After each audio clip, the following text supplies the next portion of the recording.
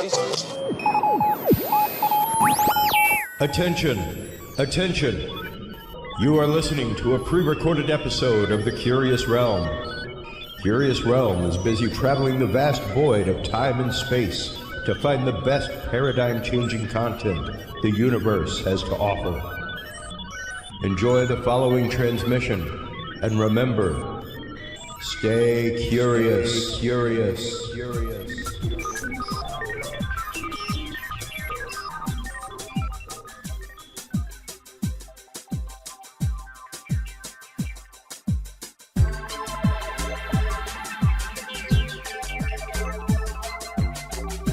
Coming to you from the city of the weird. Exploring topics from the esoteric and unexplored to dimensions unknown. Shining a light of truth on the darkest corners of our reality. Welcome to the Curious Realm.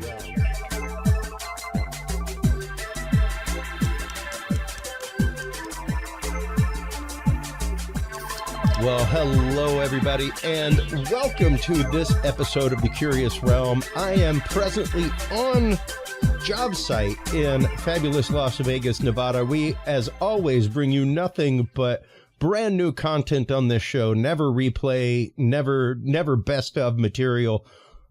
Even though our guest tonight is one of our best ofs, one of our best of guests, one of our best friends here on the show, the amazing Sev Tok, author of The Right You Have to Talk to Aliens. She is also one of the heads of the MUFON Experiencer Resource Team and soon to be head of her home state there in North Carolina of MUFON. So welcome back to the show, Sev Tok. How are you doing? Hi, Chris. Hi, everybody. I'm so happy to be back. It is always lovely to chat with you, both on show and off show, Sev. And I could not be prouder of the fact that you have made your way to state director there with MUFON. You know, one of the things that I hold in high regard about MUFON is that there are a few people that get some pittance from MUFON. There's not anybody that's like getting Christmas bonuses from MUFON. I think Mr. McDonald, the utter head of MUFON, gets a stipend for taking care of things, and aside from that, it's some IT folks, some office folks. But all of you state directors, all of the field investigators, all of you at the ERT, this is a labor of love. This is a labor of what can we do to further the science and the cause of UFO UAP disclosure. And I have said for years, since you first came on this show, Sev, that I do not think I could think of a better advocate for experiencers out there than you. Oh my goodness, thank you. You have such an incredibly large heart, such an incredible personality, and such a caring way about you when it comes to these things. And that's what I love talking with you about, is the experience of being an experiencer, because it's not easy. It's funny because there's so many people in so many of the groups that I belong to, Sev, talk about how they cannot wait until their experience, and I am a big believer that every experience happens for a reason, good experience and bad experience in life. And but when it comes to paranormal experience, when it comes to UFO, UAP experience, especially that close experience like what you've had, I caveat people, be careful what you wish for. Because most of these experiences don't start off like a song. They start off like a Disney movie, which, the first 5 minutes is normally pretty bad for somebody involved. It's not normally a good experience for the characters' parents or, something like that. And that's how most of these experiences start off. Even your experience took you a long time to come to terms with. And that was a lifetime experience before the experience that you were really consciously aware of. So let's start really cracking the nut of what it is to be a lifetime experiencer. to be able to trace back the experience of alien contact to your youth and how that changes as you become an adult, and how it changes when you come to a conscious realization of your actual experiences. So my first conscious memory of ET contact is from age 10 to 12. And this spaceship would come in the middle of the night. I'd find myself outside, and it would come, and I'd be really happy to see it. It was like I was being reunited with a family member. This being would come out and talk with me and make sure I'm okay. That experience was not scary. That experience was very loving. And every time I saw that ship, I was just so happy that it was coming. It isn't until I got older and I started having contact with the Greys that I started to get scared, because the Greys just... They don't have a good reputation, and I have learned. I was told that there are 3 different sizes of Greys: tall, medium, and short. And the smallest ones, the ones that a lot of us have come in contact with, are more robotic in nature, and because of that, they have less sentience, and so they're a little scarier because they feel like a robot, and you don't feel like you're emotionally connecting with them. And so that's why I was so afraid of them in the beginning. I was afraid of them for decades. And it wasn't until 2017 when I got those 2 red X marks on my back that were put by the Greys that I started to process my relationship with them. And why am I in contact with them? And then I learned that they were helping me the whole time. They were not hurting me. Yeah. Wow. And once again, that came to you through a lot of help and through a lot of realization that, you were personally viewing your experiences specifically with ETs through other filters of trauma in your life. Oh, yes, absolutely. Through the filter of victimization. And so there is a direct correlation between spiritual expansion and understanding your ET contact. They're related. And just like you said earlier, we don't see a UFO by chance. We don't make ET contact by chance. There's a very, very good reason for it. So what I have decided to do is to help experiencers around the world. If you've made ET contact, or if you're unsure, and you want to if you want to talk about it with someone, I'm offering that for you. I know what it's like to hide. I know what it's like to try and ignore your ET contact, and all that does is negatively affect you. It affects your mind, your spirit, and your body. It also affects all areas of your life. As experiencers, we cannot pretend that it didn't happen. And we cannot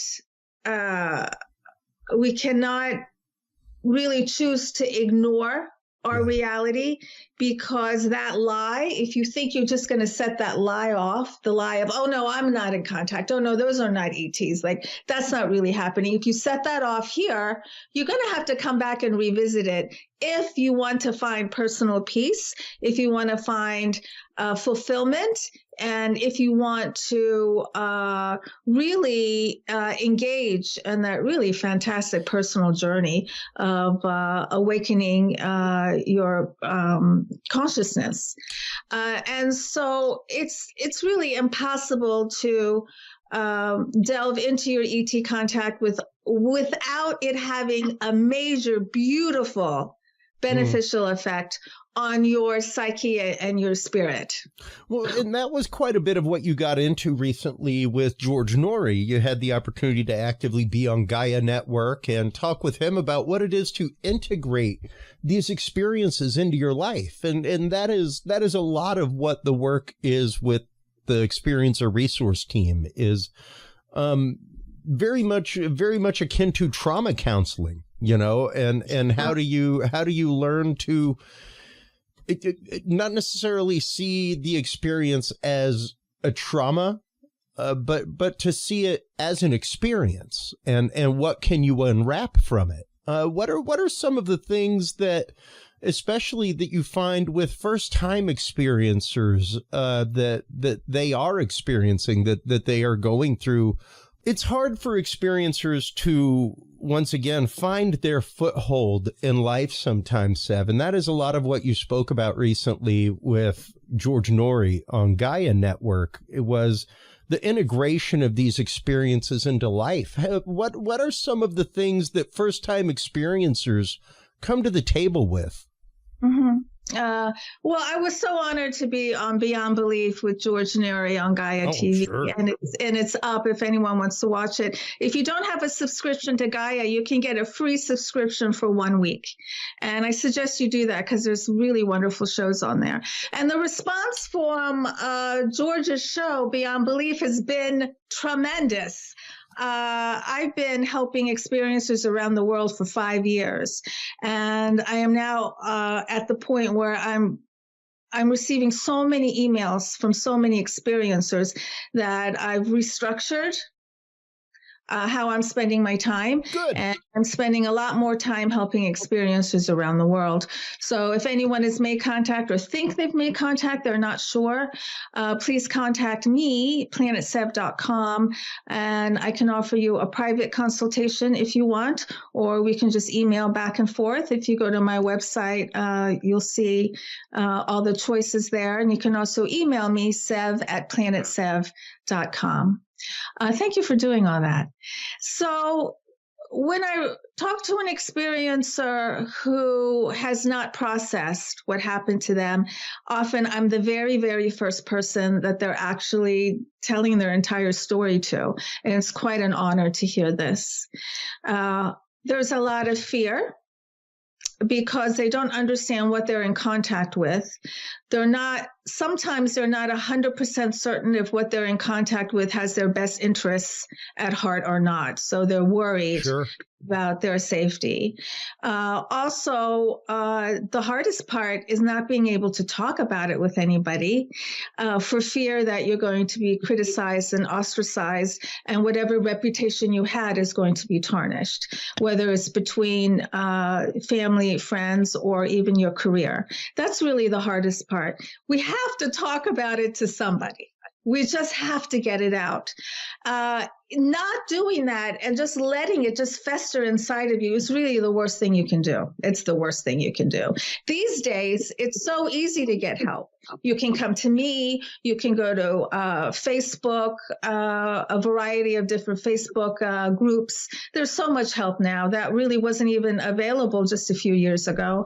So I do suggest the most important thing is to face it and to come out to yourself. You don't have to come out, write a book. You don't have to be on TV, but you have to come out to yourself, because this is the magic in living authentically. And you know what happens when we live authentically, as you do. Yeah, look what happens. You have a very fulfilling life. It's dynamic. It's exciting. You're happy. It's personal peace there. Yeah. And you can't have that if you have this huge lie that you're trying to hide. It's going to somehow erupt. Yeah. So let's not get it to the point where it erupts and causes a lot of drama and chaos. Go to somebody, come to me, go to somebody, go to MUFON and try and get some help. Yeah. Yeah, precisely. And, that is the conversation that we hear more than anything, Sev, is how hard it is to find somebody. Specifically the conversation that we have whenever we have folks like Michael J.S. Carter on. Who come from an African-American culture and background where this is something that you really don't talk about, much less if that experience happened to you, when it happened to him, back in the 70s, 80s, where it's like, what were you going to do? Find a pull tab at your local library or on the bulletin board at the post office? Like, have you been abducted? Come get help.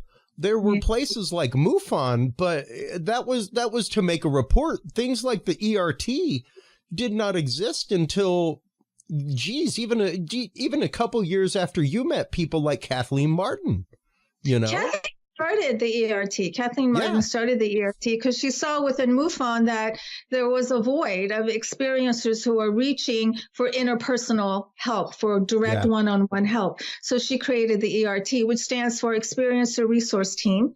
And I'm on the executive committee. And there's about 50 or 60 of us around the world. And we deal with the MUFON cases that are directly related to ET contact. If there's no ET contact, then we don't get the case. Then it just goes to a traditional FI. We're also looking for ERT members. You have to be a field investigator first. But if anyone's interested in becoming a field investigator for MUFON, it is really a wonderful, fun thing to do. And then from there, you can go and apply after you've been a FI for about a year and have had several cases under your belt. You can apply for the ERT and see if helping contactees is something that you'd like to do. We're always looking for more people because there really aren't a lot of people that can do this kind of work, that can help experiencers. It's hard. It's hard, Sev. I mean, even the conversations that I have with experiencers, these experiences are gut-wrenching sometimes. You know, they are my favorite term and turn of phrase that I have heard was actually came from MUFON this last year in an interview, and I have lifted it and stolen it. Ontological shock. Yeah, I think Earl Grey says that. Yeah, 100%. I call it a existential crisis. Yeah, that's what I call it. Well, it's because once it happens, belief is no more. Belief means that you have faith in something. You know, like that's for things that can't be proven. You know, God requires faith. The afterlife requires faith. Once you've had an experience and you have been taken into a craft and you have had marks put on your body, there ain't no faith that something happened to you. It happened. You know, it is now the fact of, you don't believe that there's craft. You know there's craft. And then how do you try and live peacefully when the people around you don't know that reality? And you know the reality that the people you're closest to don't even know. It's just really hard to continue to connect with people when we feel like we know a very important part of being human, being alive, knowing that we're not the only ones in the galaxy, and we can't really talk about it or share that with anybody. And then what happens is many of us have even more of a desire to meet more ETs, to have more interactions with ETs. One thing I do in a private consultation is I allow you the space to tell me your ET contact experience. There's no judgment, and this is very private and personal. And then we talk about why this happened to you and what are you to learn from it, and how can you learn from the experience. Often there is information and messages imparted to the experiencer. So what are these messages, and how can you use them to make your life better? Not only your life, but the life of your friends and family too. And so how can you integrate your ET contact to make your life better, to enhance your life, to actually align with your purpose of why you're on Earth. And that's what I help people do in the consultations. Something else that a beginning experiencer often feels is just not only fear from the being that it came in contact with, but fear from the government. Sure. Let's explore that for a minute, because, I'm not going to say that there's a big misconception. There are numerous instances out there of people getting visitations after their experiences, and not just in the UFO realm, Sev. I mean, like in the realm of cryptozoology too, in the realm of paranormal experience. Like, hey, I called somebody because my house is haunted, stuff like that. Like, it's strange how people end up on these government watch lists and stuff like that. So I can utterly understand how how that could be a reticent point for somebody and a true point of fear. You know, that they fear some kind of governmental repercussion for their own paranormal experience. Yeah, which is a shame, which is what I was afraid of. But that kind of heckling, I call it, really doesn't happen as much as it used to individual experiencers. Have I been bothered? Yeah, I haven't had anyone knock on my door, but weird things have happened to my email. Someone was looking through my... I remember that. I remember our conversation about that, Sev. Phone doesn't work right sometimes. And I know the big names in the UFO world. I know that sometimes they get bothered and hassled too. Sure. And so it happens, but it's not to the point where I would discourage anyone from coming out to themselves. Like, yeah. Important to come out to yourself. If this bothers you, then don't come out to the world. You don't have to, but please come out to yourself. And the heckling by the government is happening less and less and less and less and less because there's more and more and more of us coming out. Like, how many of us can they really bother? Yeah. Because we're becoming this big mass movement, and the more of us who do this, the less we're going to be heckled and bothered. Well, and it's that's a number one, absolutely, which has been shown, especially since the whistleblower testimonies and the hearings on Capitol Hill, to the point that there is now a bill out to stop the disclosure movement that was just put out. That like, yeah. hey, we're disclosing too much. We need to shut this process down. Like, quite literally, that hit the news cycle about 3 days ago, before this recording, not before it's airing. But yeah, and even that was the whole topic of the 2022 symposium in Colorado, was the media treatment of UFOs and UAPs. And that's one of the things I bring up on the show regularly. Is it's interesting to see that quite literal pivot mark in the dirt, where they went from Uncle Chet's a weirdo for believing in UFOs to Uncle Chet's UFO denying neighbors.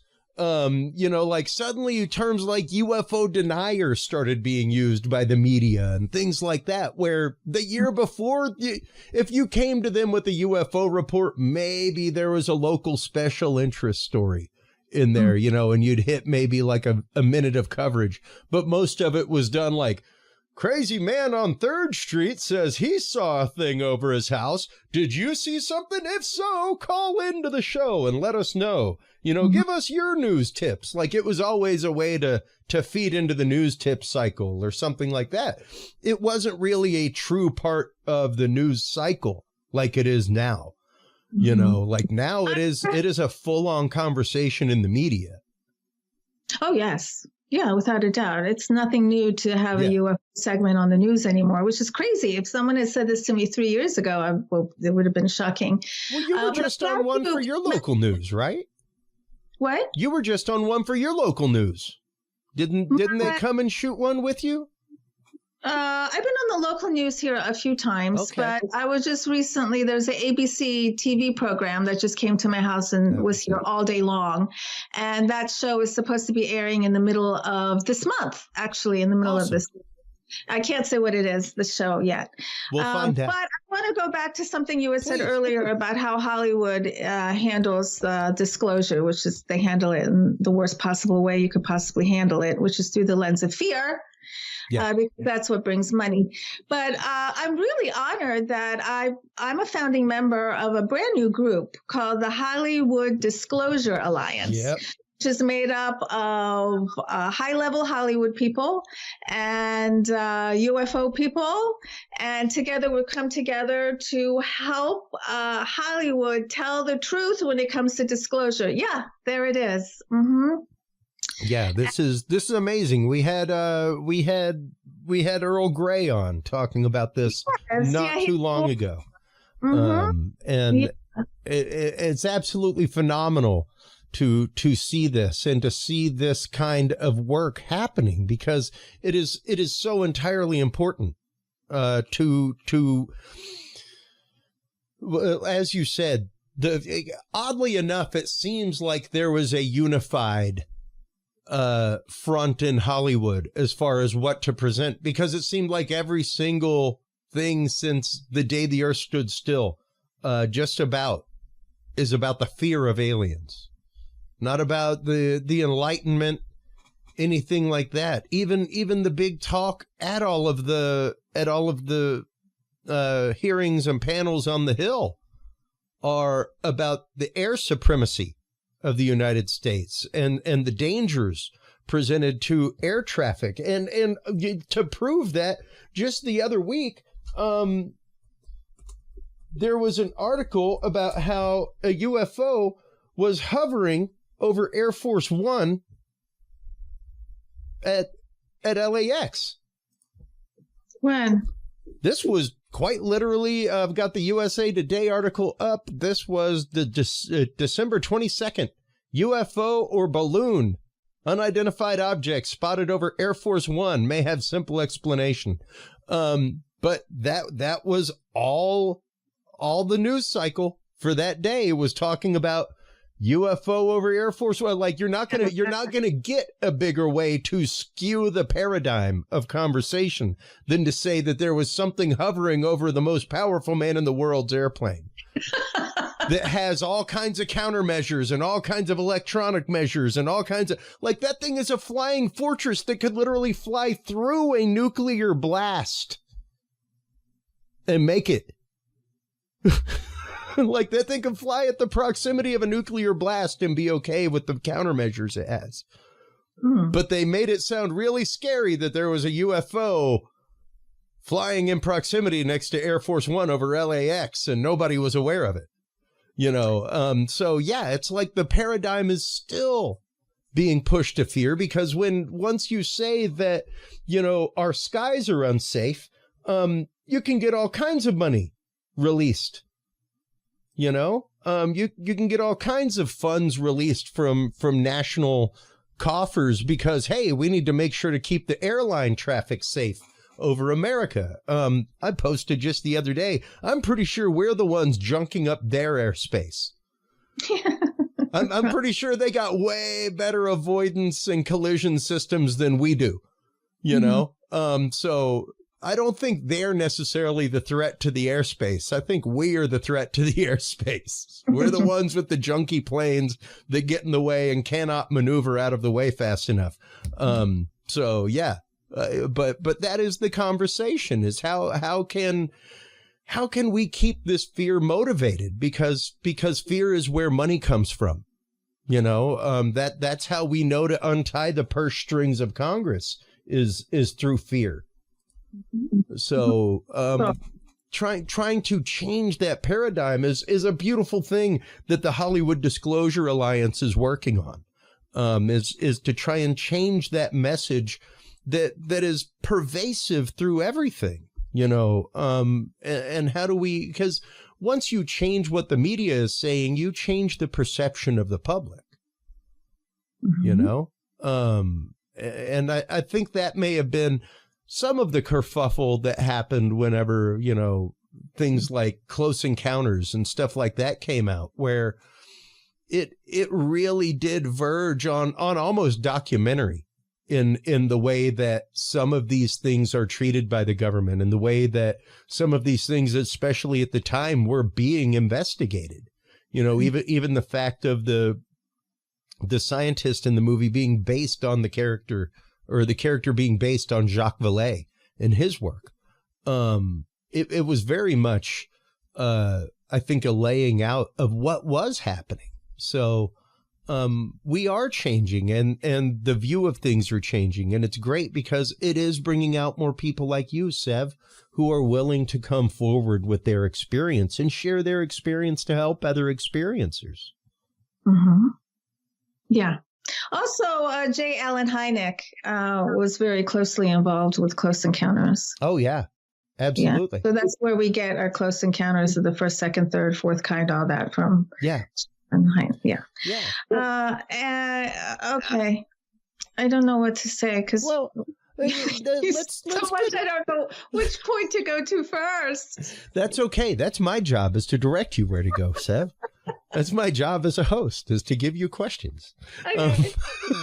So with that in mind, though, like when it comes to helping people, we talked about the initial people who come in scared, do not know what happened to them, do not know how to express it to family, to friends.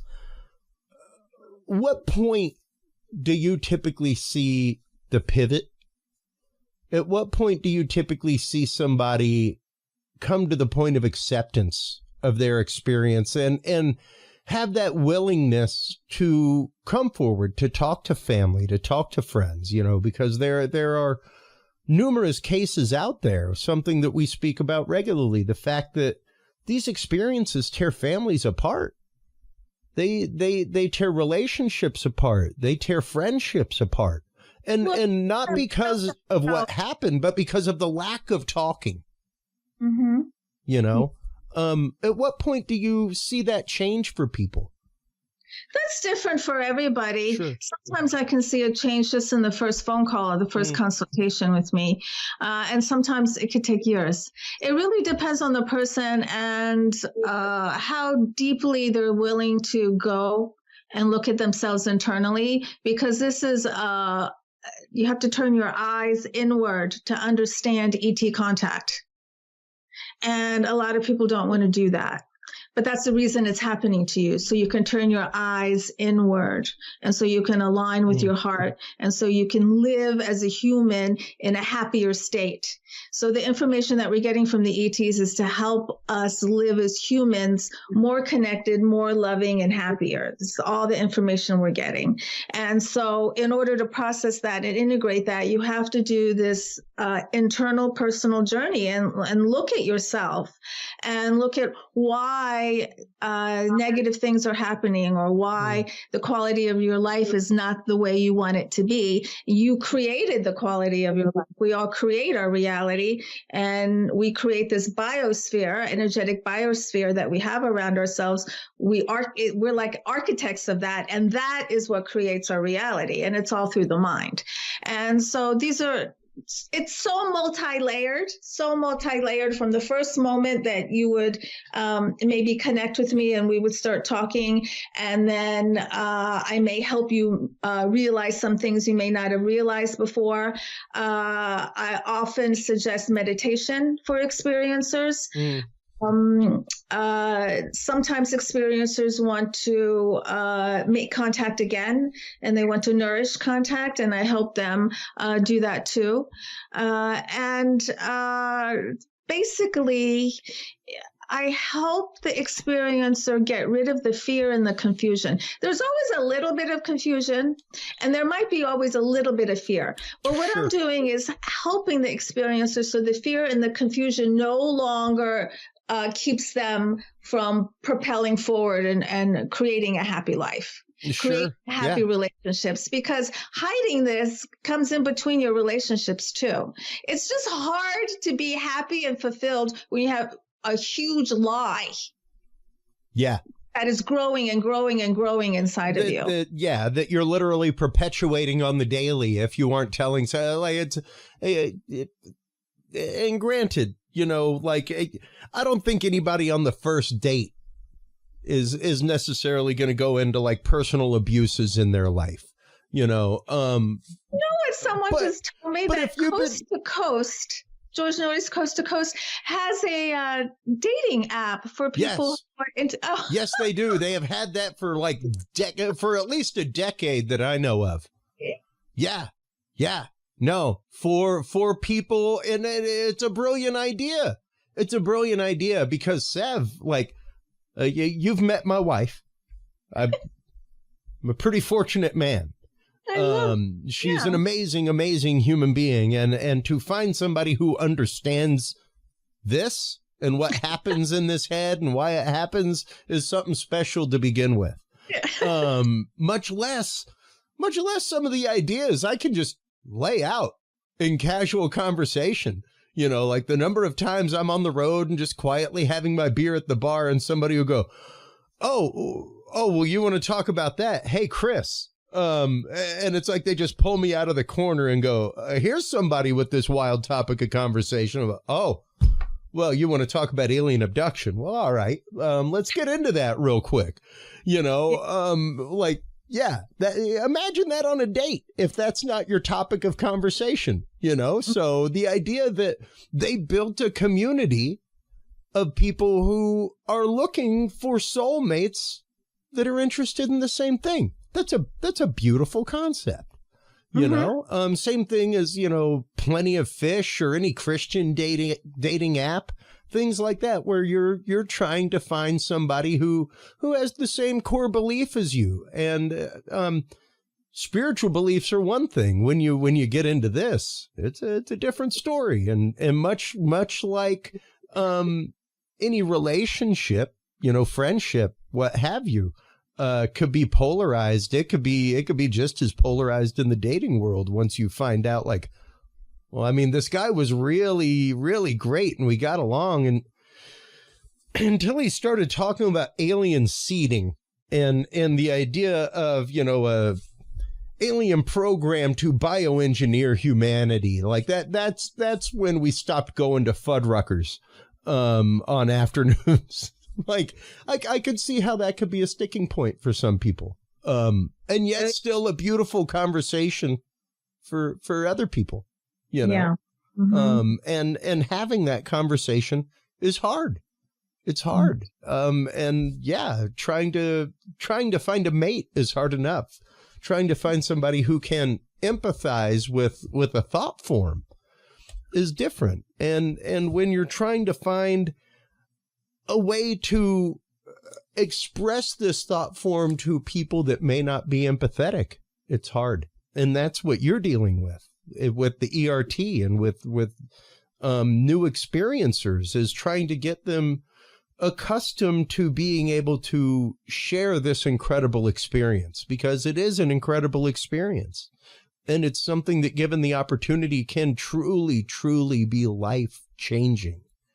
You're a prime example of that, Sev. You weren't helping people in this kind of, you were doing readings and things like that.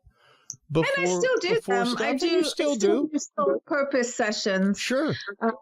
Where it's interdimensional information that comes through, and it's information that we all have access to. And what comes through for my client is their purpose and why they came and how they can manifest it. Yeah. What their best career paths are. Past life comes through that explains something that's going on now, and also a mental belief or two. We all have these mental patterns that really don't serve us well. And so some of those come out in the session. And sometimes my client knows about this negative belief pattern, and sometimes they don't even know they have it. Yeah. So we talk about that and how to eliminate it or maneuver around it. And basically the soul purpose sessions are like a blueprint to help you align with your purpose to find fulfillment and personal peace. And so I'm still doing those. I do those via Zoom, and I really enjoy doing those. And so it's interesting because I started off doing those. I've been doing those readings for 13 years. Yeah. Now the ET stuff just started happening in 2018. I've only been in the ET world for about 5 years. Yeah. But now they're crossing. The spirit, my spiritual work and my ET work, completely integrated, crossing. They're hand in hand with each other.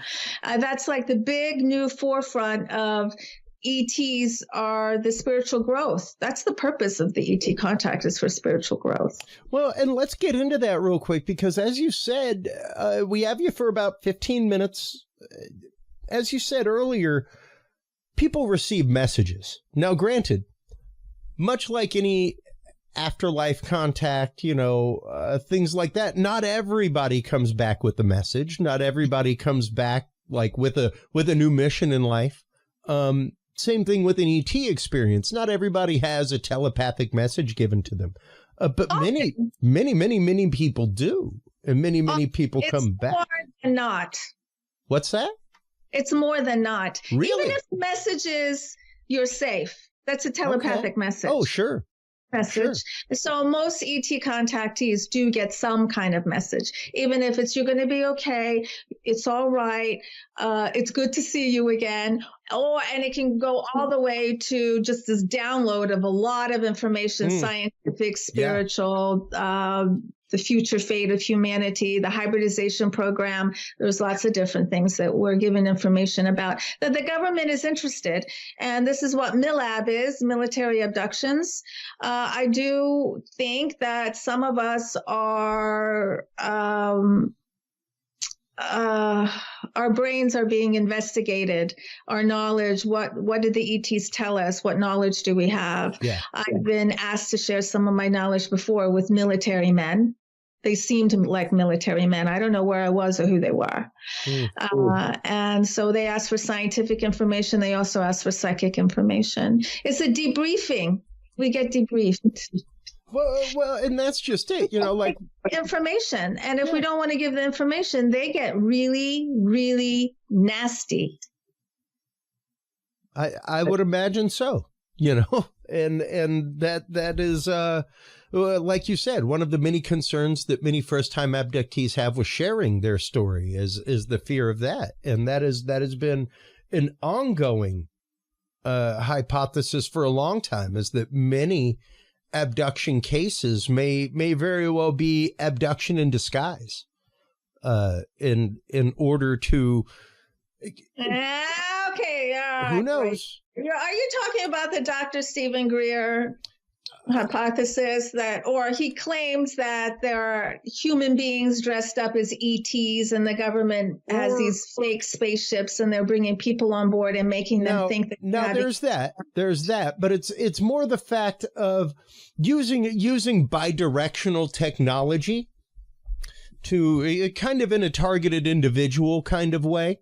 The same way that they are using random samples of the public to possibly test mind control devices, things like that, weaponry that is used in the ways of Havana syndrome, that kind of stuff, to psychically drive people. Okay, but I'd like to say something here. Please.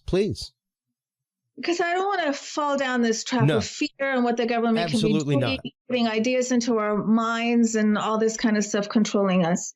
The most important thing, I believe, when you have an incident or an experience, look at the quality of your life. So I have had experiences that have changed the quality of my life for the better. I'm a happier person. I'm much more fulfilled. It's just everything is better in my life since coming out and since accepting and listening to the information that the ETs have given me as guidance, as my personal guidance. So because of that, I refuse to believe that I'm in contact with demons. I refuse to believe that I'm in contact with negative things that want to hurt me, because my life does not reflect that. If I was truly in connection with demons, my life would reflect it. I would not be happy. I'd be having problem after problem after problem. I would not be flourishing. So it's important to look at your life. Your life is going to show you, it's going to reflect to you the type of interactions that you're having. Now, if the government is indeed staging abductions, they're not staging them to put beautiful spiritual messages into the experiencer's head. Exactly. As they're getting. That's why I know it's not the government doing this. The government doesn't want me to flourish. Yeah. Precisely. It doesn't want me to step into my personal power. So that's how I know it is not human beings that are staging these. If you have maybe if you have a kind of experience where it's you're not getting nurturing information, maybe possibly they are faking these experiences, but these experiences are more than 3D. Yeah. There is like this whole, you're in this whole different dimension, and all kinds of other things are happening.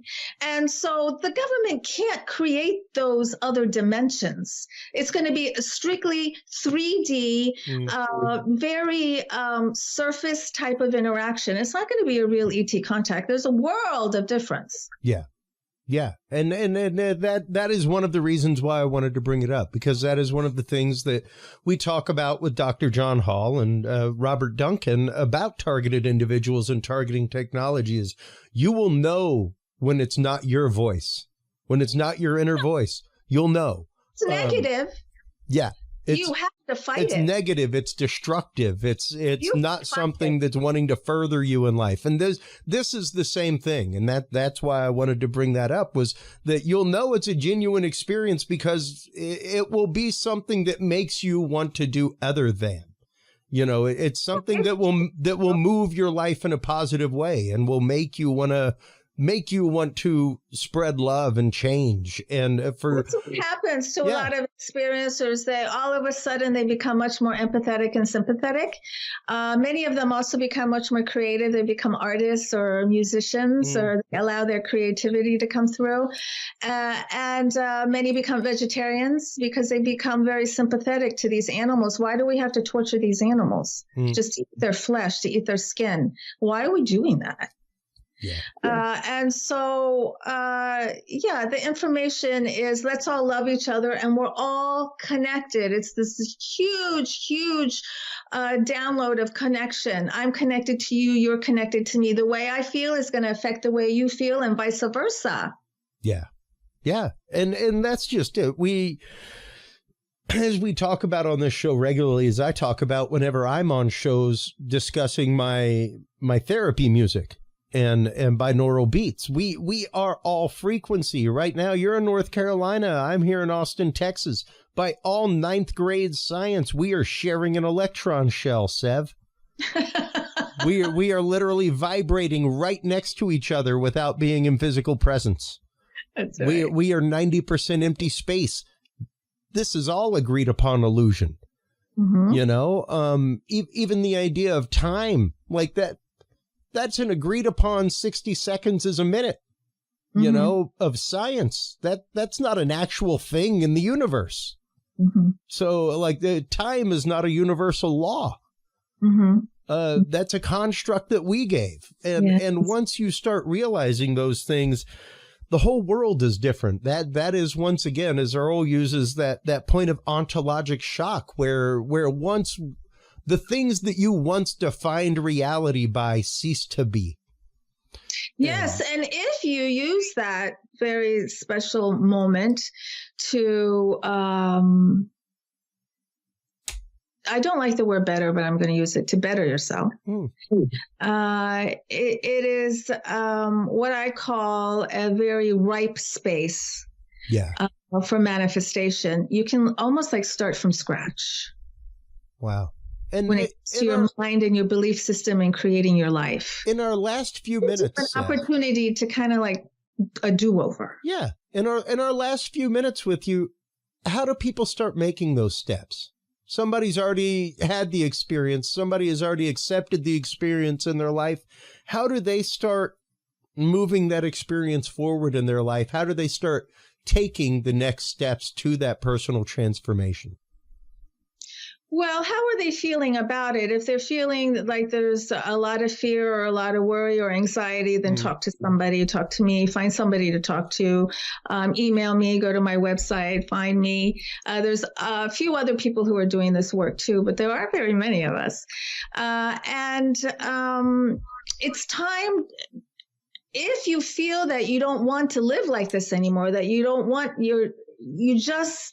it feels like there's a cloak on you, or it feels like there's a blanket on you and you just can't be your real self because of this, then it's time to reach out to somebody. That's the first step. You have to reach out to somebody. And there are a few of us in the world that you can reach out to that will listen to you without judgment. You be very careful who you reach out to. If you don't think you're going to get support from family and friends, do not go to them first. Do not go to them first. You might not be able to go to your family and friends until a few years later, but do not go to them first. Go to who you know is not going to judge you. Get it off your chest. That's the first step.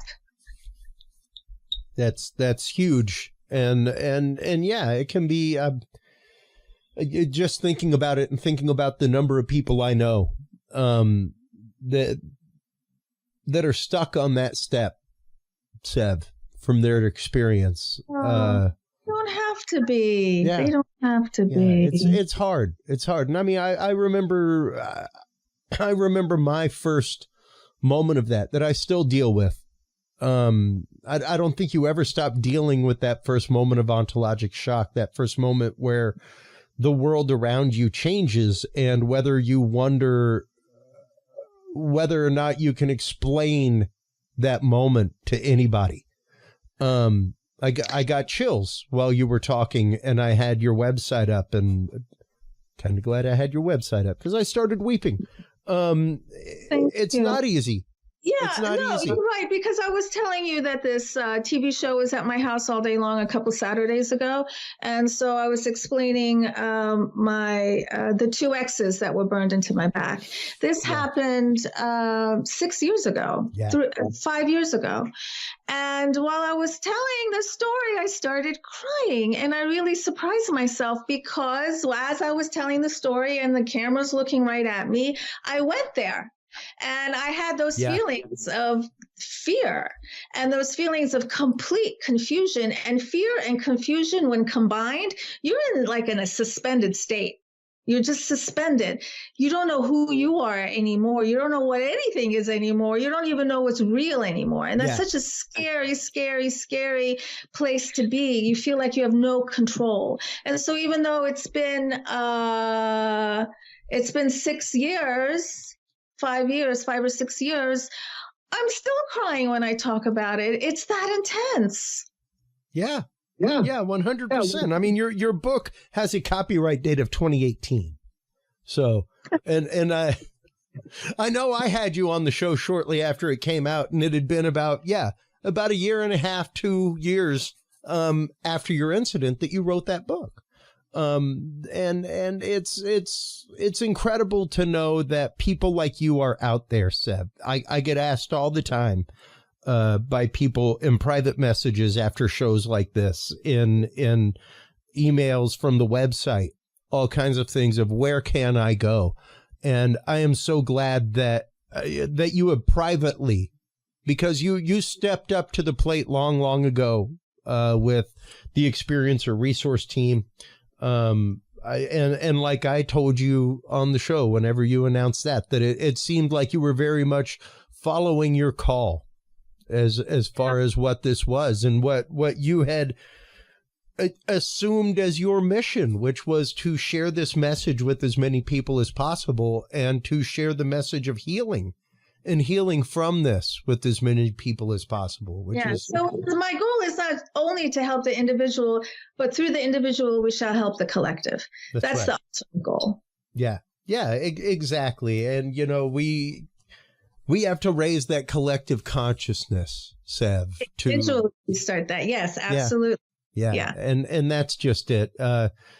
Much like any work like this, it starts at home. It starts with tilling your own garden, and making sure that the weeds aren't growing under the soil. So I want to thank you for your time today, for talking about this. We always have such candid conversations with you, and you are always so willing to openly talk about these things and openly share what the ERT is about and what the mission is about and how people can get a hold of you. I am so glad to see you carrying this forward in your personal mission and making it a personal mission to help people privately.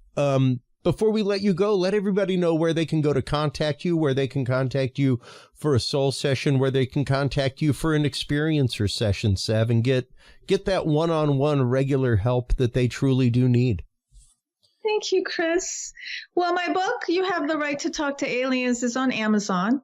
And my website is planetsev.com.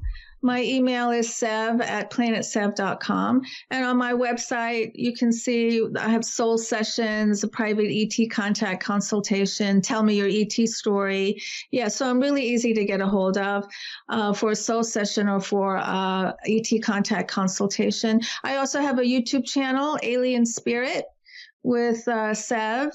I have videos on there about how you can raise your frequency and how you can make contact with otherworldly beings, because I do help people channel and I do help people make contact in the other realms. Mm-hmm. Absolutely. Absolutely. Sev, thank you as always for coming on, talking about this. It is such an important thing to get out there, that there are places to get you help. There are places to find help. There are people like Sev out there. If you are an experiencer. Yeah, MUFON. Yeah, absolutely. The MUFON ERT, MUFON Experiencer Resource Team. That's, I mean, 100%. And they are there to help as well. And, sometimes you need additional help, than what a team can give you. And that is what people like Sev are here for. So, once again, I'm so happy to hear that you have moved forward with this as a private mission in that way, Sev, because I've had numerous people contact me and ask me, and I've contact the ERT, ask for Sev Tok. She will help you. But to know that you are out there doing this privately now is beautiful as well. It's great. Thank you. I just want to say, if you contact the ERT, you might not be able to get me. That's true. They will connect you with whoever the ERT is locally. Yes. Mm-hmm. Yeah, much like any field investigator, though you may have a preferred field investigator that you want to cover it, they're going to send you your local field investigator. Yes, Sorry, folks. If you're in North Carolina, chances are you'll get me. That's right. That's right. Sev, thank you so much, as always, for taking the time. Hold the line while we close things out with the audience. While you are online checking out all of the amazing work of Sev Tok, as well as the Experiencer Resource Team, folks, make sure to stop on by Curious Realm. CuriousRealm.com/videos is where you can find all of the embedded video channels from YouTube of our guests. All you got to do is click their channel, takes you right to them, folks. You can also go to CuriousRealm.com/store to buy all of the books from our guests, including the amazing book, You Have the Right to Talk to Aliens. Thank you so much to Sev Tok, as always, for coming on, talking about this all-important topic. It is really a burgeoning topic out there that we need to pay more attention to, folks. Stay tuned through these commercial breaks. When we come back, we will be talking with the amazing Daniel Duke about his relation to the outlaw Jesse James, how he found out that he was blood relation to Jesse James, and what a possible treasure map found in his family has led him to, and the wild experiences that he has had decoding this treasure map to possible treasure right here in the state of Texas. We will be talking about that with Daniel Duke right after this, folks.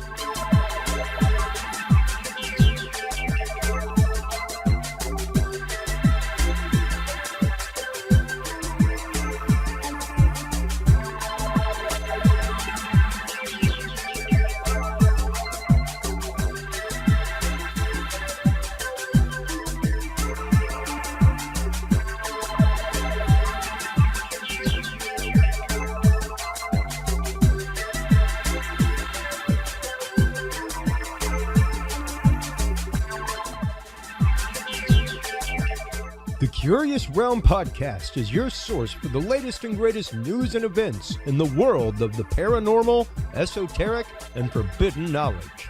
And there's no better way to spark the conversation than with items from the Curious Realm store. Choose from fan favorites like hoodies, mouse pads, coffee mugs, and more. Buy books and items from your favorite Curious Realm guests. Get your hands on the latest gear for paranormal investigations and experiments we discuss on the show. Open your web browser and stop on by the Curious Realm store at curiousrealm.com/store to buy the latest Curious Realm wear and out-of-this-world gifts for yourself, your family, or a mind that you want to open. That website again is curiousrealm.com/store.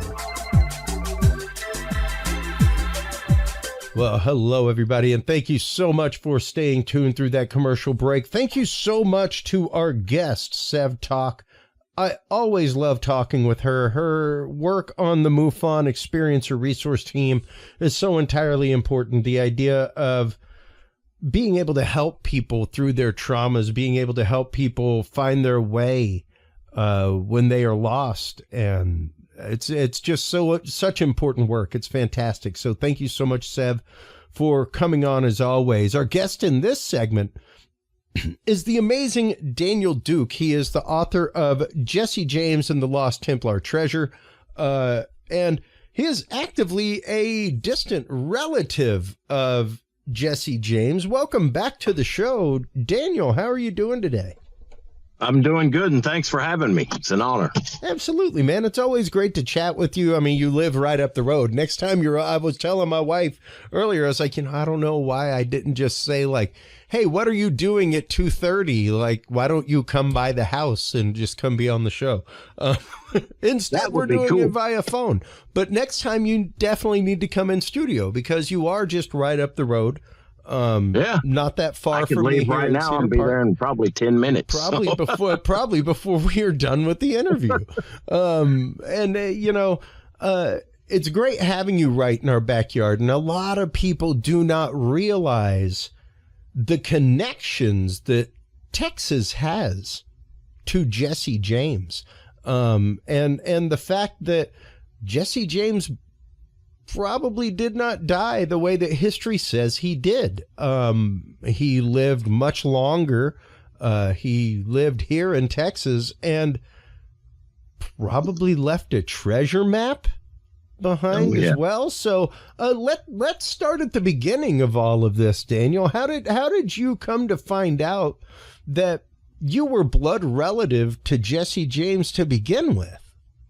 Well, my late mother, Betty Dorset Duke, she grew up hearing the stories, family stories at Christmas and birthdays and other get-togethers that Jesse didn't die, faked his death, moved to Texas, and he was her great-grandfather.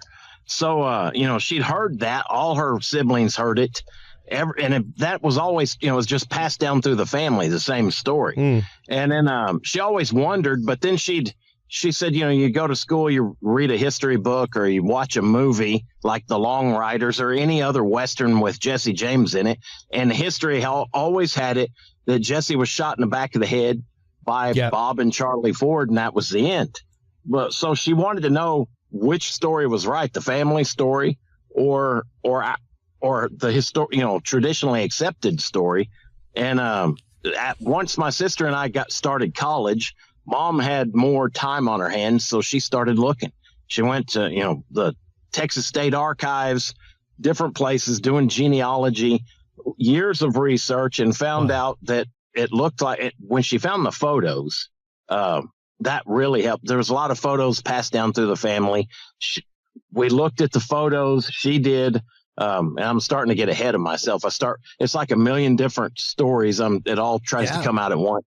So, but anyway, she found proof with census records, documents, birth and death certificates matched with the diary, Jesse's diary that was passed down through the family, and found proof that it looks like he didn't die like history said. And, but we had our photos and she knew that if she was going to go further with this, she needed to get experts to prove whether our photo, to tell us whether our photos were the same people or if it was just in our minds, because they bore a strong resemblance to us, but we wanted experts. So she went to the Texas Department of Public Safety, our version of the state police, went down to the headquarters, their forensic lab, and they verified that our photos matched the historically accepted photos of Jesse. Not just Jesse, but also Jesse's mom. My mother's great-great-grandmother would have been Jesse's mom. Our photos of her matched the photos of Jesse's mother. Even the same dress, the same print on the dress, the same arm missing, everything about them matched. And it just kept going from there. There was a couple others that matched, but we were concentrating on Jesse. Same scar on his face. She went from Texas Department of Public Safety to the Austin Police Department Photographic Forensic Lab. William McCann at the time was the head of that, and they verified that our photos matched. And then she went to a third group called Visionics. It was a company in New Jersey, I believe. They were the world leaders of facial recognition technology at that time. And then later on they sold. Now they're, I think, the last I heard, they were now called identics. But anyway, they also verified. And once we had verification from 3 experts, 3, of some of the best experts we could find, we went forward with it. And Mom contacted the James Farman Museum in Missouri, thinking they would be excited to know this. That was the last thing they wanted to hear. They were rude, and that was when all the troubles with that group started. It ended up, Mom wouldn't quit. They were trying to shut her down on public forums and things like that. And it ended up with them, not the James Farm, but people associated with them sending us death threats. It was about a half dozen people in total. And the FBI put a stop to it.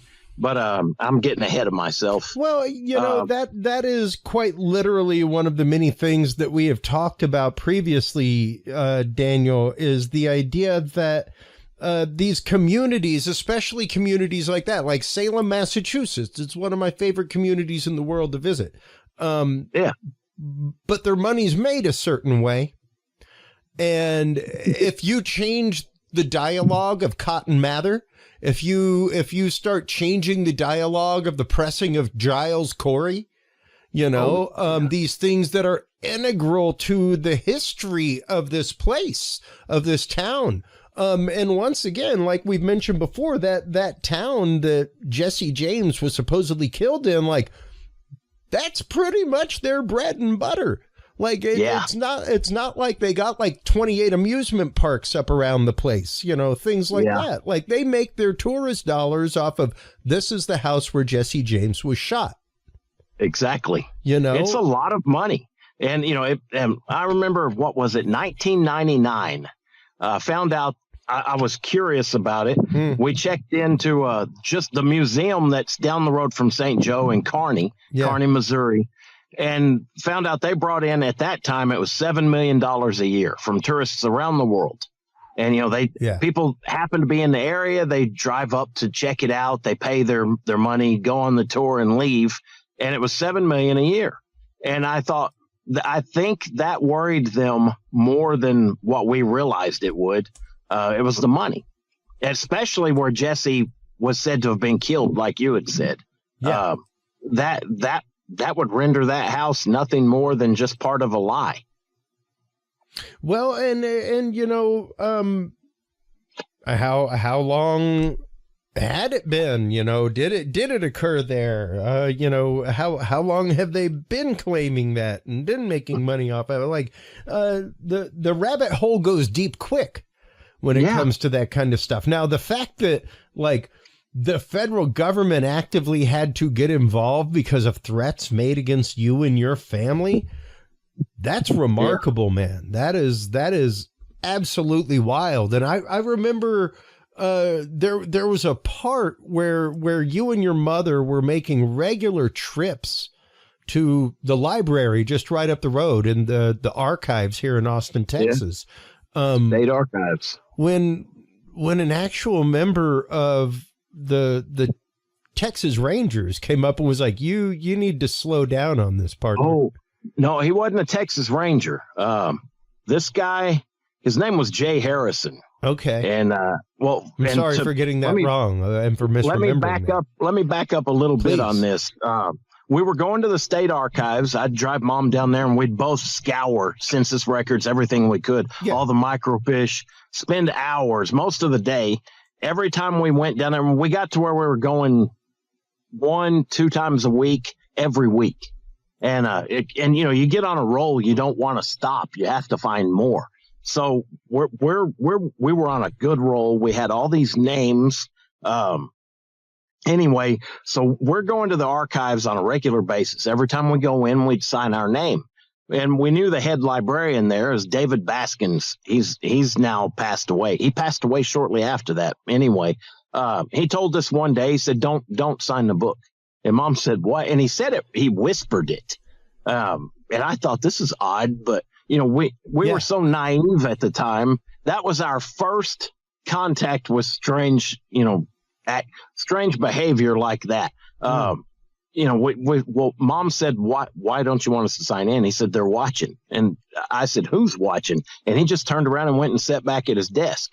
And I thought, okay, we won't sign in. So we walked, found out these two men. There were two men staring at us. One was older, the other was younger. They were both staring kind of, and it was, when you look and they look down, it was kind of like a cheesy movie scene. Yeah. I'd look up and they'd look down. And I laugh about it. And the funny thing, it's funny you brought that up because I was talking with my sister about that the other day. That still, let me not go down that rabbit hole yet. Okay. That one anyway. So they're watching us. We leave, they leave. Then the next week, same thing happens. They finally came up and introduced themselves. The elderly man was Jay Harrison, and his sidekick was a younger man named Jeff Adams. And Jay Harrison was a former police officer with the city of Dallas, and he for some reason it was important to him to tell us that he was 2 blocks away when JFK was assassinated. And then he went on to tell us that he was a first cousin to President Bush Sr. And I thought, okay, I don't know what the ties are here, but you remember things over the years, you start piecing things together and it gets a little weird. And that's where you go down a lot of other rabbit holes. But so he tells us that his sidekick, Jeff Adams, says, I'm a house painter. And that's all he said. And I thought, okay, so you paint houses, and that's that. So they sat down. Jay did all the talking, the elderly man. He said, we just want to let you know that you can prove who your grandfather was. Just don't mention any names that tie in with the Texas power structure.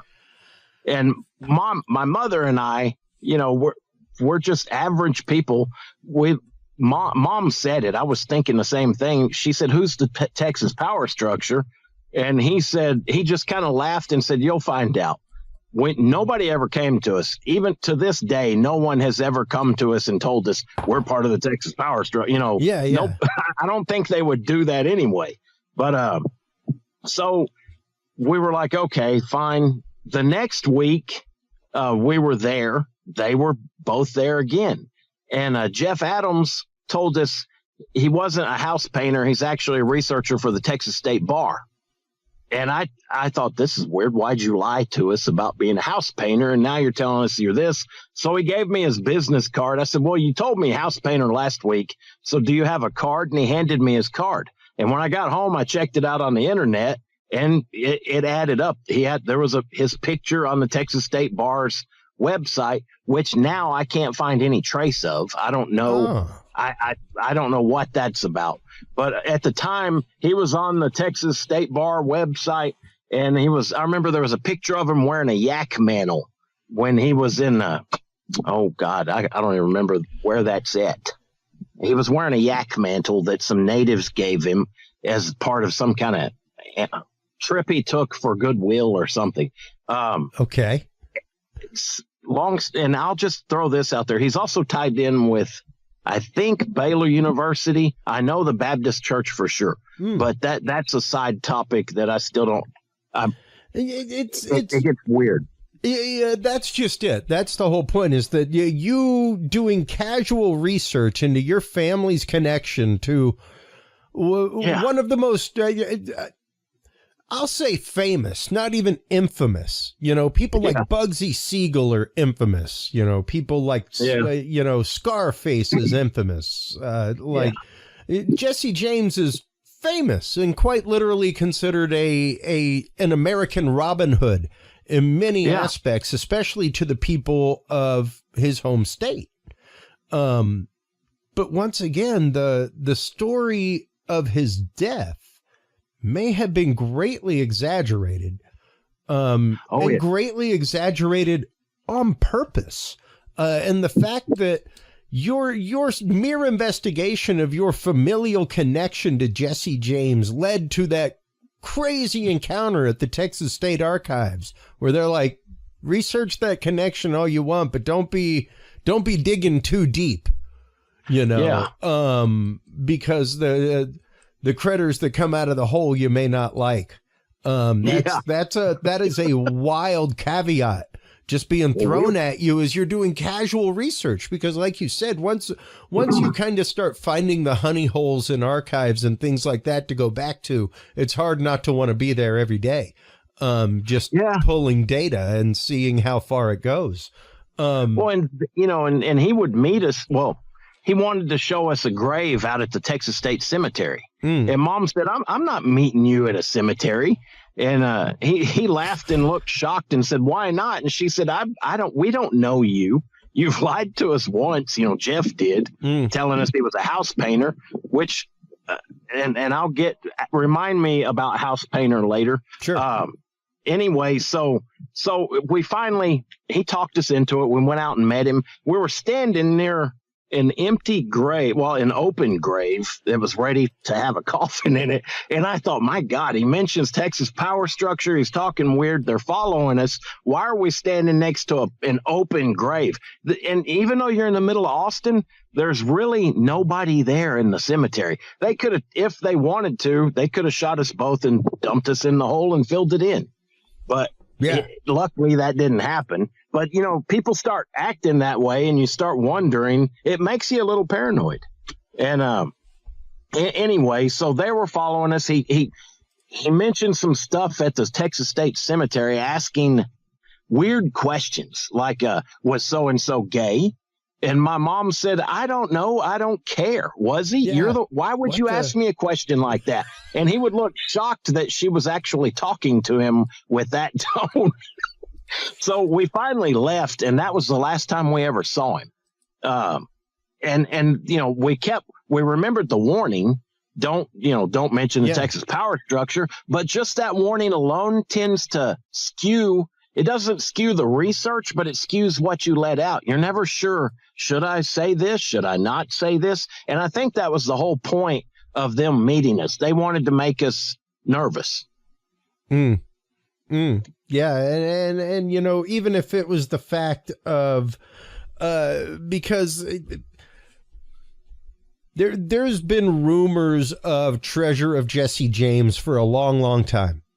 Yeah. There are rumors, of course, that he had buried treasure from a payroll robbery in Muscle Shoals here in Texas. Quantrell's writers were tied to North Texas, all kinds of things. And to think that there was maybe another group of treasure hunters or something like that trying to scare you off of a trail.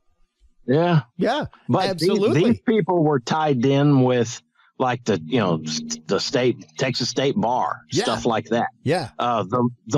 The head librarian, David Baskins, who warned us a couple of months later, committed suicide. We always wondered, did he? Or I don't know. I mean, it's just weird stuff. Well, knowing that the head librarian at the Texas State Archives was scared of those two men.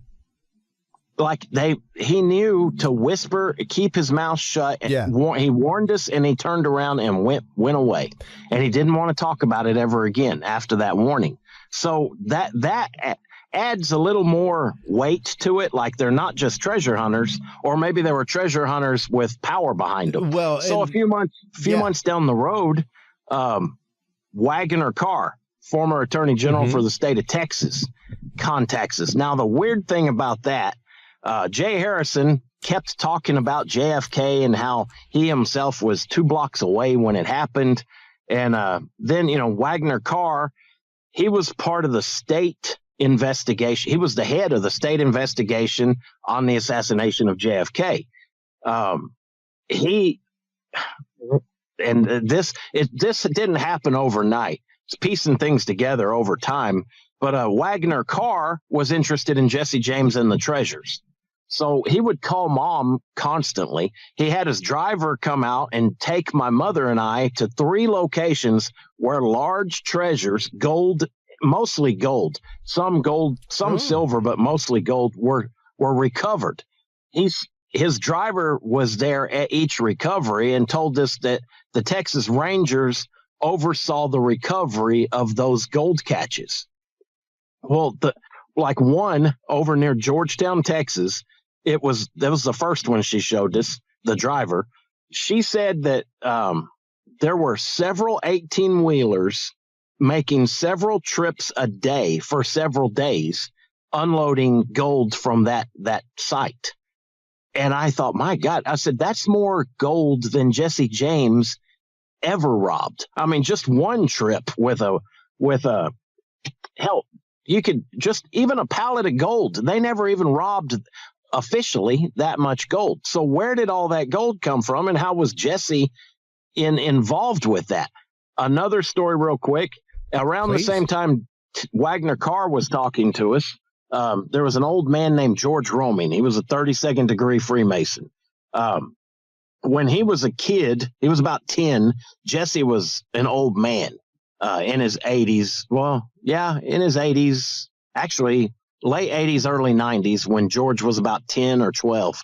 So George lived near Jesse. Jesse hired George and swore him to an oath and hired him to help him move 700 bars of gold in a large dray. It's a large wagon.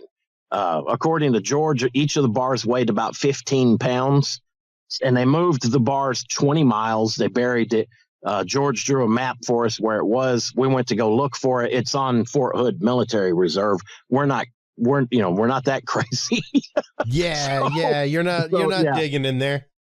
I like living and I like breathing free air. So, anyway, but it was good to know. And that helped us a great deal. It helped me a great deal with the treasures and the treasure template, because the 3 sites Wagner Carr showed us and the 1 site George Roming showed us. When I was trying to figure, I was working with this template for years. People called it the Knights of the Golden Circle template. I don't believe it was Knights of the Golden Circle. I believe they're the ones who get the credit for that, but I think it's a Masonic. It comes from Masons, and it goes further back. In my first book, I believe the template and its design, dimensions, and everything about it tie in with the Knights Templar. The template design is on the western door of the church, the Temple Church in London. And I go into that in more detail in the first book. But anyway, knowing those 4 locations, I put the template, I made a transparency, overlaid it on Google Earth, and it matched perfectly. I finally had the dimensions of the template.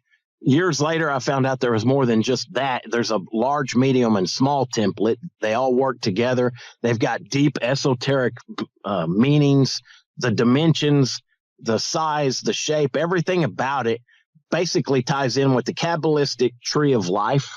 And it's not, it's a Jewish Kabbalah, Christian Kabbalah, and occult Kabbalah.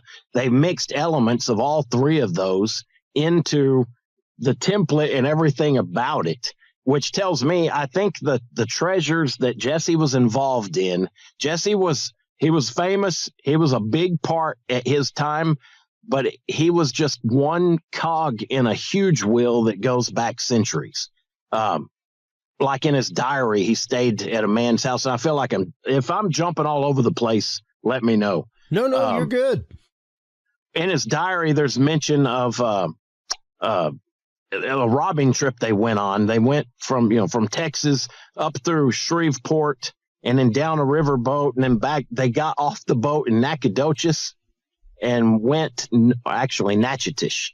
There's Nacogdoches and then Natchitoches or Natchitoches. Yeah. Anyway, they got off the boat on Louisiana, on the Texas side. Then they crossed the river onto the Louisiana side and rode north and stayed at a man's house. And he wrote the name down. I researched every name he ever wrote in the diary we have.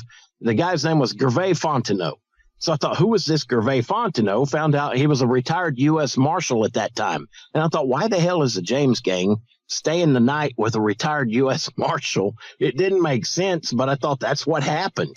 And so I thought, who's this Gervais Fontenot other than a retired U.S. Marshal? I found his family had done a really detailed family tree. Guess who his uncle was? Jean Lafitte, the pirate. Wow. Gervais Fontenot's uncle was Jean Lafitte, who actively defended the Gulf of Galveston. There is, as you cross from Houston to Galveston over the bridge, there's a sign that says, historical marker. And if you go, it talks about how Jean Lafitte defended that area. Yep. And on the Grand Lodge of Louisiana's website, I found a story about Jean Lafitte. He had before Andrew Jackson was a president. He and Jean Lafitte had Masonic communication. You can't have Masonic communication unless both parties are a Mason. That shows Jean Lafitte was also a Freemason. And that ties in, Jesse James was a Freemason. And all these people I found, over the years, we found out George Roming, who told us he was a Freemason. Freemasonry was a common denominator in this entire mystery. And I wanted to go, you can only go so far. But anyway, that's a whole nother rabbit hole. I ended up becoming a Freemason, not solely because of that, but that did play a big part in it. Well, I have looked into that as well, simply because it is the path of the searcher, and the idea of looking for the capital T truth and light in all things. And, that's true. Once again, to look at that treasure map, to look at the images that are there, those are entirely based on the Tree of Life. Even the circle with the dots and the overlaid lines and the square, like that in and of itself is sacred geometry. That's true. So these things were embedded in all kinds of ways. And yes, there were numerous pirates that were Freemasons that were also possibly tied to the Knights Templar, which is one of the big reasons why they used the skull and bones as one of their symbols on flags, was the whole tie to the Knights Templar and, paying reverence to the beheaded John the Baptist. All kinds of things. And a lot of Masons still use they call it the memento. Yep. I'm a fourth degree Knight of Columbus. I'm sorry to display this in public, brothers, but memento mori vivat Jesu. Memento mori tempus fugit is the phrase used by the Knights of Columbus. If you ever see Knights of Columbus stuff with the skull and bones, memento mori tempus fugit. Time flies, remember death. And is what that means. And it's basically the idea of remember what you leave behind. The only way you are immortal is through what you leave behind and through the legacy. How will people speak of you when you are gone? Is memento mori tempus fugit. That's, are you always putting your best foot forward? Are you always doing what's right for your fellow man? Are you always, trying to bring truth or scandal to a situation? Those kind of things. And that's what those things are a reminder of. And a reminder to make hay while you're here, because that's coming. That's right. And you have no idea. And these are things that, yes, are used by numerous secret societies to bring these understandings esoterically together, but also to use them as a language for speaking to people unspokenly. And that's the other thing. When it comes to symbols, when I was reading Albert Pike's Morals and Dogma. Oh, great. That's a long read, and it's not an easy read either. But he said a lot that I liked, but there was a lot that I didn't like. But that's just, I'm not going to judge him anyway without getting into that. He was talking about symbols. He said the beauty of symbols is that they can have multiple meanings. Yeah. And that just... It always makes me wonder. Everything I found about the treasure templates, the esoteric meanings behind them, the Tree of Life, does it keep going? And that I don't know if it was just him planting a seed to make people keep looking, but I never feel satisfied anymore. That's the point. I would find something. That is the point of the unfinished pyramid. It's true. You are never finished. Never. And I always forget which rank it is. I think it might be the 13th degree or something along those lines, where you literally find out destructively that everything you have previously learned is totally a lie, totally false. Yeah. And they're intended to deceive you, because if this is as far as you wanted to get, that's all you deserve to know. That's true. That's true. That is exactly right. And a lot of people just stop. They're like, okay, I'm satisfied with that answer. It's great. I'm happy. And they move on. Yeah. And that they're the ones who, I don't know. Well, I guess ignorance is bliss. That's where that falls in. But it can be frustrating, but it's also addictive. I don't want to stop looking. I don't want to stop searching. No. I got almost 5 shelves full of books from guests searching. Yeah. Man, they're searching and I'm reading about their search and on the search with them. And I'll be darned if I'm not buying another bookshelf. Yeah. That's right. I ain't gonna stop looking. That's a rare thing these days. And I ain't gonna stop supporting people who are looking, because that's the idea. Even people with the familial story that you have coming to the point of changing their own life and searching for things in their own life, because this is just the road that it led them down. And even the fight. Because we got about 20 minutes or so left with you. So let's talk about real quick the finding of the map that you actively found that belonged inside of your family that may actively lead to treasure, things like that. Because once again, you want to know why people might be making veiled threats, things like that. Like, real treasure hunts get involved with that stuff, dude. There's reasons why people hunting for the Ark of the Covenant don't tell people they're hunting for the Ark of the Covenant. Every treasure hunt, not every, I shouldn't say every, but 95% of the treasure hunters I've met, that we have met, and there's been a lot of them over the years, most of them seem like pirates. That's I always laugh. It's like land pirates. Those guys, I wouldn't turn my back on them. If you found a treasure and you happen to be with them, I would never turn my back on them. And, right? They get. Yeah, it's a weird group. It's exciting, but I don't want to be around people who might stab me in the back should I find something. And then I haven't been looking because, and I know this sounds corny. People laugh at me. I've got friends who laugh at me about this. They're always, that National Treasure with Nicolas Cage. Oh yeah. Or what's his Indiana Jones. Yeah. That belongs in a museum. That kind of thing. It actually, I don't say it belongs in a museum, but people will ask, what would you do if you found one of those large treasures? Now, there's a part of me, hell, I would love to live the rest of my life on a yacht and just travel the world and do whatever I want.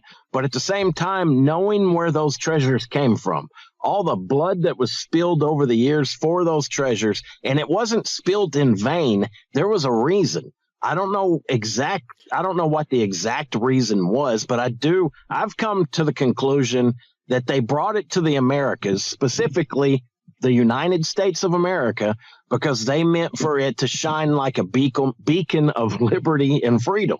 Yeah. I truly believe that, and I think that is what it's meant for. And because of that, I guess you can't know unless you walk up on one or find one what you're going to do until it actually happens. Yeah. But I like to think that I would rather I like having the knowledge of where it is, and I just walk away. But I would love to touch it, just to touch some, to find it, see it, whatever, and then walk away. Now, with that being said, like you have a map. Yeah, I do. The map that came down through the family, that one was so confusing. He had code that was easy to break, but it wasn't that. There wasn't any topographic markers or anything that said, 40 paces from the old oak tree, dig there. It was just a geometric design with a lot of weird symbols and some crude drawings, but the geometric design, like in the code, he would say, 1,200 in gold here, so much over here, silver here. And it was silver and gold in all these different locations. It was around Blevins, Texas somewhere. I'm not sure exactly where. Actually, I think I know exactly where now. But when I found the template, I think the center of the template is right on top of his property. Wow. So I know it's on his property. I just, the template, that's when you're on Google Earth and you use an overlay and you zoom down, what's a tiny dot on the overlay turns into, it covers a quarter of a mile. Yeah. You know? So that's a lot of digging, but I know the field it's in. And, but the guy who owns it won't let anybody out there to look at it.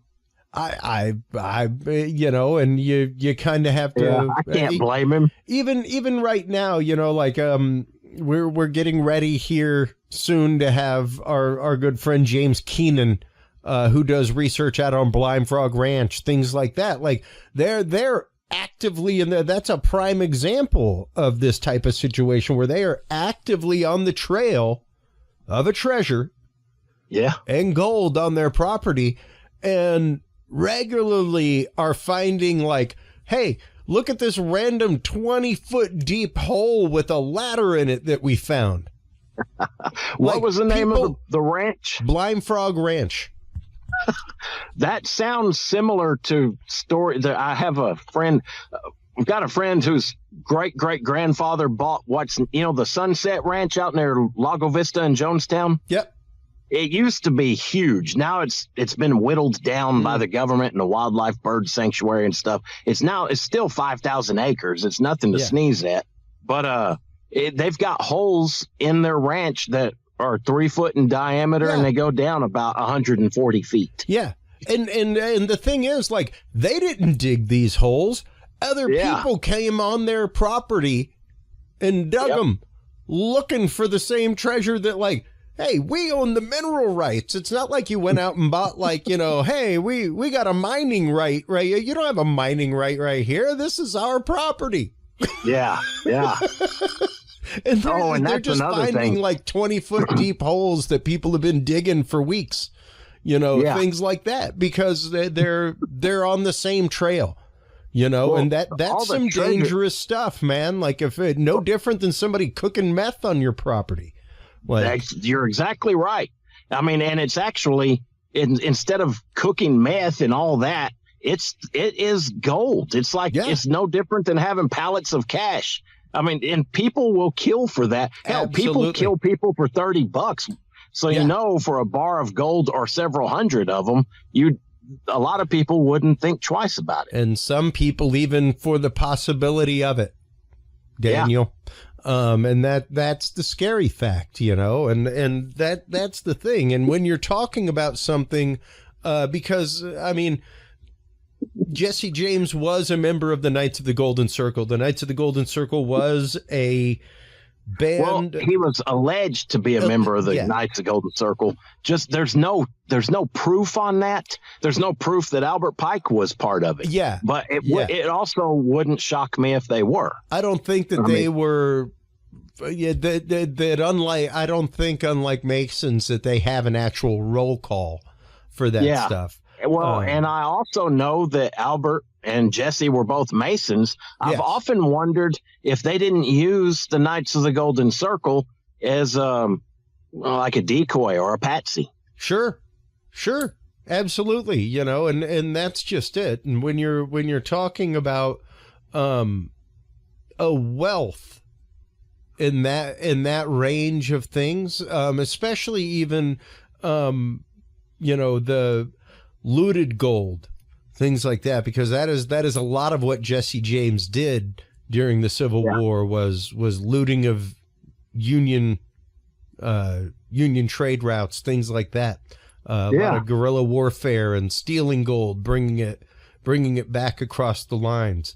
So to go secret that away until the heat's gone, or to tell or to pass information along so that a passing cadre of people could dig it up. And then there's also, I mean, I know like Jesse did that. He did all that during the war. Yep.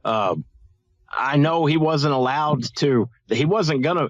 Anybody who rode with Quantrell's guerrillas, Jesse and his family, they weren't granted amnesty, so they were still outlaws. They had a choice to make: either turn yourself in and be executed, or shot on sight. And he tried to turn himself in at the end of the war and got a bullet through his lung for it. And somehow he lived. He got away. He lived. But so I'm not saying he was forced into it. In a way, he was. I mean, you only have a choice. It's kind of like the outlaw Josie Welsh movie. Yeah. That's the closest I've ever seen from Hollywood to that story. The basis of that story is the same story Jesse and all the other Quantrell's guerrillas lived.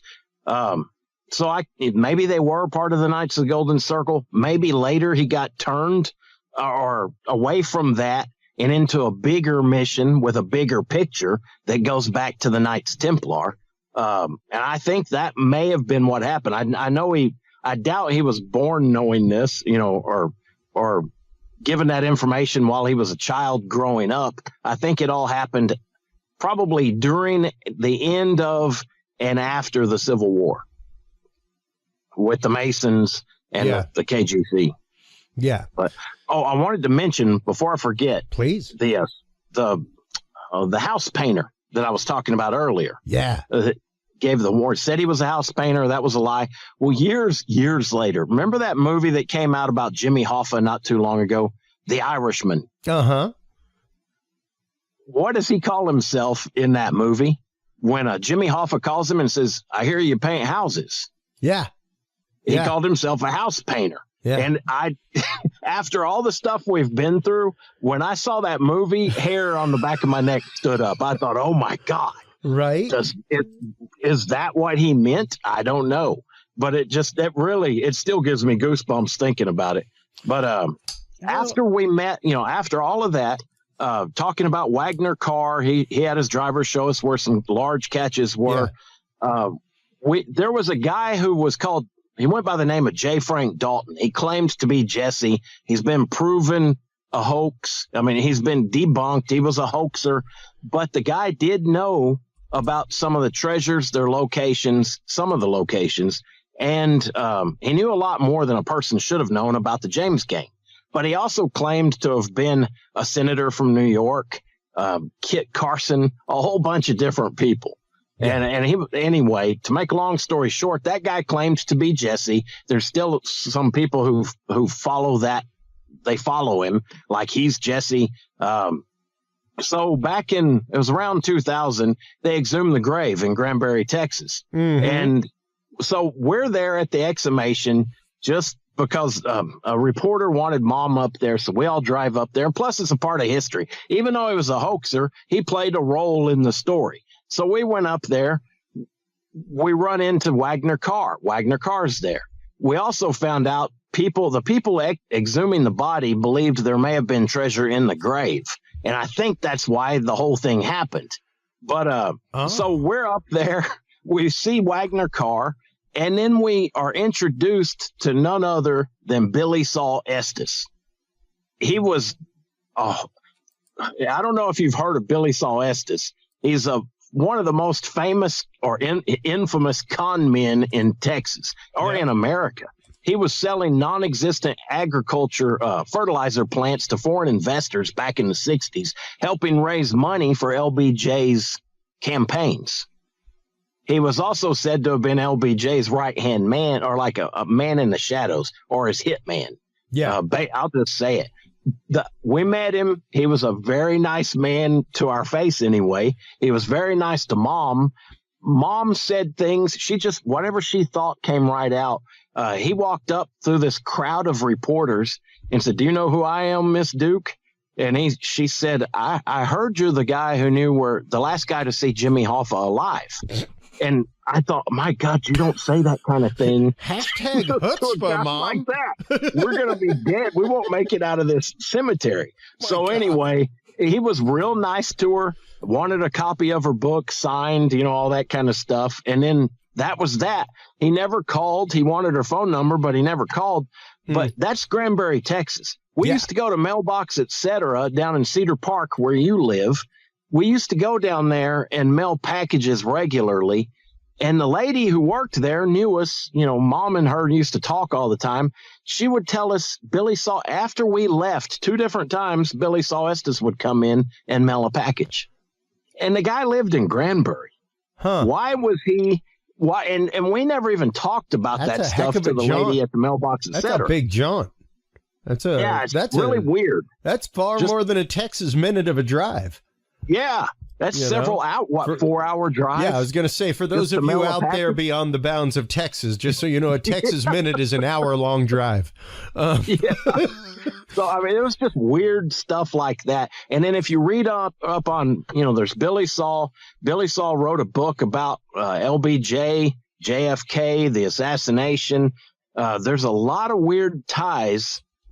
Wagner Carr was the head of the Texas investigation into JFK, and he was also part of the Warren Commission, who investigated JFK. There's a lot of strange stuff that ties from this story into the JFK story. And I don't like, that's as far as I'll go in it. Yeah. That's as far as I will go into that rabbit hole. I've got enough on my own plate. If I had several more lifetimes, I'd look at that too. But it's, I mean, the whole arc of the story, the few times that I've had you on the show, I've read the book, traveling, things like that. Like it's a remarkable story, Dan. And to know that you physically have a map, and I've got to ask, because, you know, we've got a few minutes left, and my audience would be pretty ticked off if I didn't ask. Why no digging? Why haven't you followed the map? I have a little in the past. I've followed not that map, just because that guy out in certain parts of Texas, you know, if you get on somebody's property, you might get shot. And that's one of the kind of guys to do it. The guy who owns that property is the type to do it. So, and I've been on other properties. One of the biggest parts of treasure hunting, when you try to do it with permission, above, you know, alongside, you know, not against the law, but with the law. When you try to do it in a legal manner, people want to find out where it's at on their big ranch. And then at the last minute, my lawyer said it'd be too much liability if you got hurt, so we're calling it off. And I've never told anybody where it's at. It's almost like they think you're so stupid, you're going to tell them, oh yeah, it's right over there by that tree. Well, well, you know, and it's also the fact of a lot of people don't realize that, you know, even though it's been pulled out of the ground, smelted, and turned into ingot, if it's under the ground, gold is still just an element. Doesn't matter if it's been ingotized or not. If it's under the ground, you may not own the mineral rights to it. That's true. Now, like you can dig it up all day long, but the government can absolutely come and take it and go, sorry, you don't own the mineral rights, and that is a rare earth mineral. We're taking it from you now. You can file a treasure trove claim, but if you do that, what are you doing? You're alerting the government to what you think is there. That's what happened to shooting Doc flares Noss in the air. Yeah. And Doc Noss out in New Mexico, Victoria Peak. It was estimated $3 billion in gold back in the 1940s. It was illegal for Americans to own gold at the time, but he filed a treasure trove claim, and I think that's what threw up a lot of red flags. He ended up shot in the back of the head. Yeah.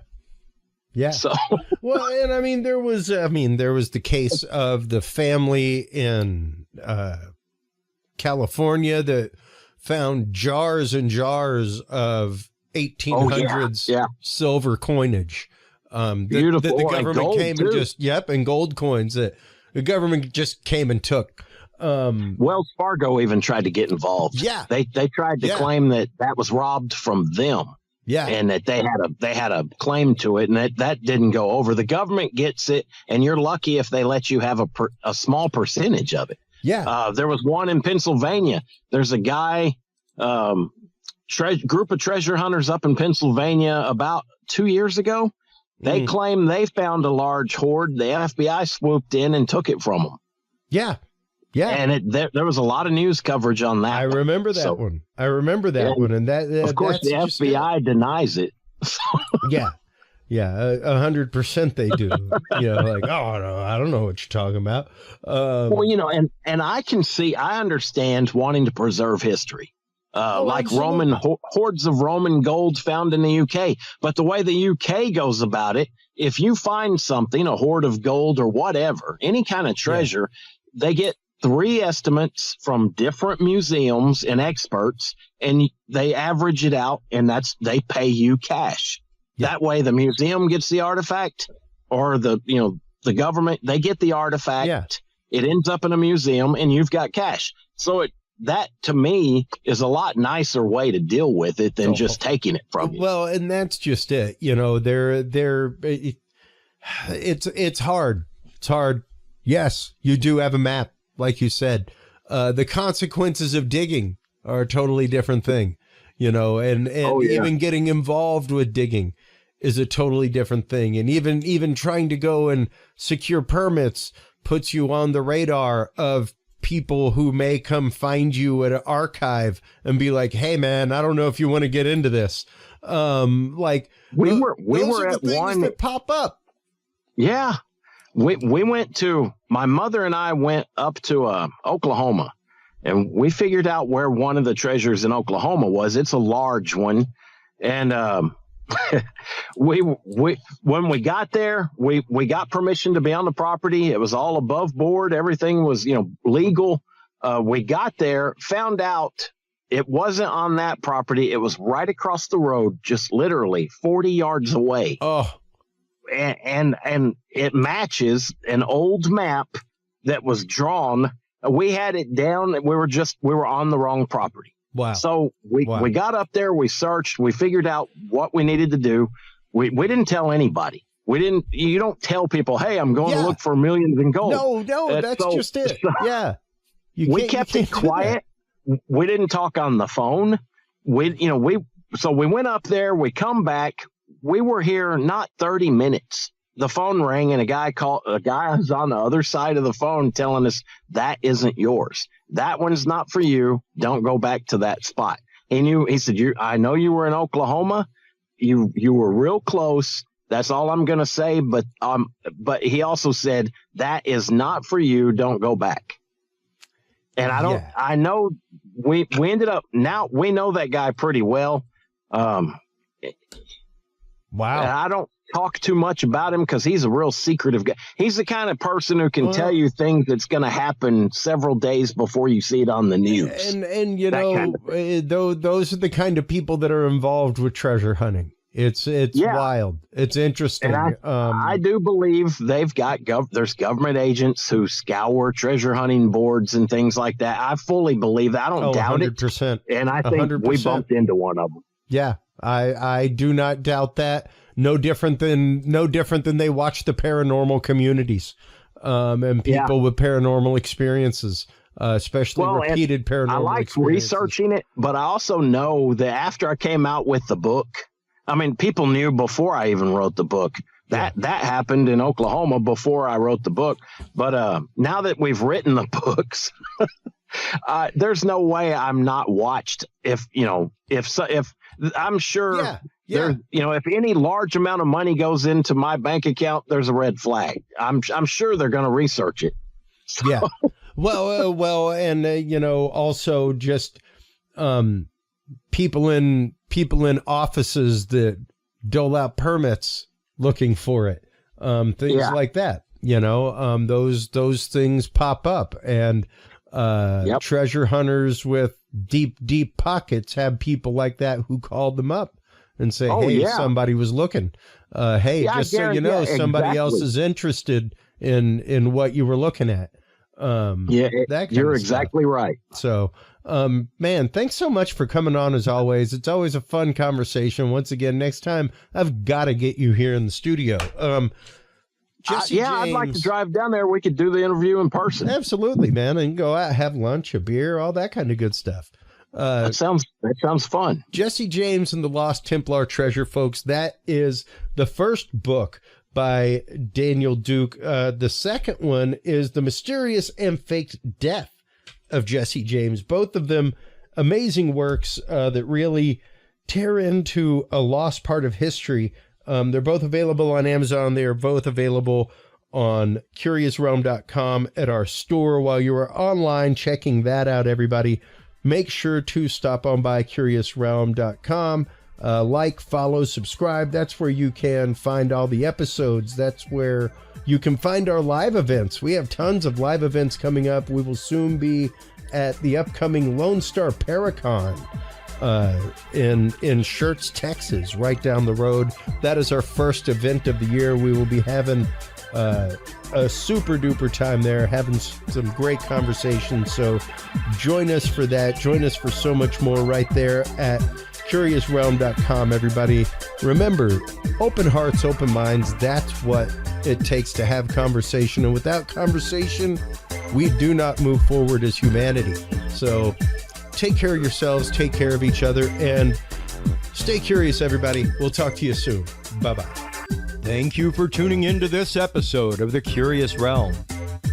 Stay tuned for more guests, forbidden topics, and hidden truths. Download the official Curious Realm app and view the Knowledge Vault on our website, curiousrealm.com. Follow us on social media by searching Curious Realm. Curious Realm is available on your favorite podcast services, as well as YouTube, Roku, Amazon Fire, and Apple TV through the APR TV app, available on all app markets. Thanks for listening. Stay curious, and remember, the other side is always watching.